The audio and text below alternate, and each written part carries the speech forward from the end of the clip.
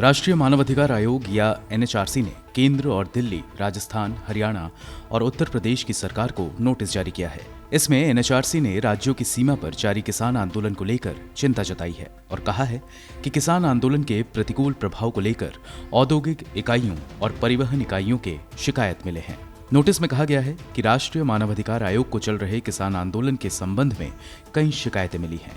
आंदोलन पर 9,000 से ज्यादा सूक्ष्म, मध्यम और बड़ी कंपनियों को गंभीर रूप से प्रभावित करने और औद्योगिक इकाइयों पर प्रतिकूल प्रभाव के आरोप हैं। कथित तौर पर परिवहन पर भी प्रतिकूल प्रभाव पड़ रहा है, जिससे यात्रियों, रोगियों, शारीरिक रूप से विकलांग लोगों और वरिष्ठ नागरिकों को सड़कों पर भारी भीड़ की वजह से नुकसान उठाना पड़ता है।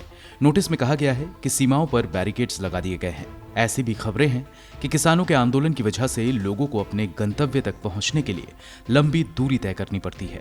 एनएचआरसी ने इस कथित संबंध में उत्तर प्रदेश, हरियाणा, राजस्थान सरकार के मुख्य सचिवों, दिल्ली सरकार और केंद्र सरकार को नोटिस भेजा है। इनके अलावा उत्तर प्रदेश, हरियाणा और राजस्थान के डायरेक्टर जनरल और दिल्ली पुलिस कमिश्नर को नोटिस जारी किया गया है और कथित संबंधित मामले में कार्रवाई को लेकर एक रिपोर्ट सबमिट करने को कहा है।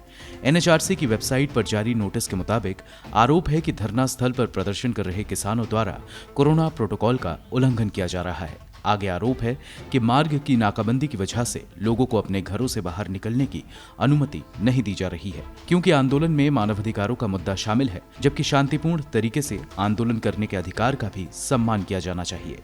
आयोग को विभिन्न मानवाधिकार मुद्दों पर ध्यान देने की आवश्यकता है। एनएचआरसी ने झज्जर के जिला अधिकारी को भी नोटिस भेजा है और कहा है कि धरना स्थल पर मानवाधिकार कार्यकर्ता के साथ कथित सामूहिक बलात्कार के मामले में डीएम झज्जर से मृतक के परिवार को मुआवजे के भुगतान के संबंध में कोई रिपोर्ट प्राप्त नहीं हुई। डीएम झज्जर को 10 अक्टूबर 2021 तक रिपोर्ट दाखिल करने के लिए एक नया अनुस्मारक जारी किया गया था। गौरतलब है कि पिछले 10 महीने से आंदोलन जारी है और केंद्र सरकार किसानों से बातचीत में विफल रही है। इस बीच 400 से ज्यादा किसानों की मौत हो गई है।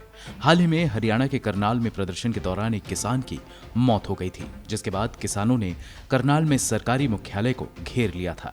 यहां किसानों की मांग थी कि वे प्रदर्शनकारियों पर कार्रवाई करने के आदेश देने वाले पूर्व एसडीएम पर कार्रवाई समेत 4 मांगे थीं, जिसे प्रशासन ने स्वीकार किया था। इसे किसानों ने अपने लिए बड़ी जीत बताई और वे लगातार ये कहते रहे हैं कि सरकार बातचीत के लिए बुलाएगी तो वे बातचीत में जरूर शामिल होंगे। ब्यूरो रिपोर्ट, गो न्यूज।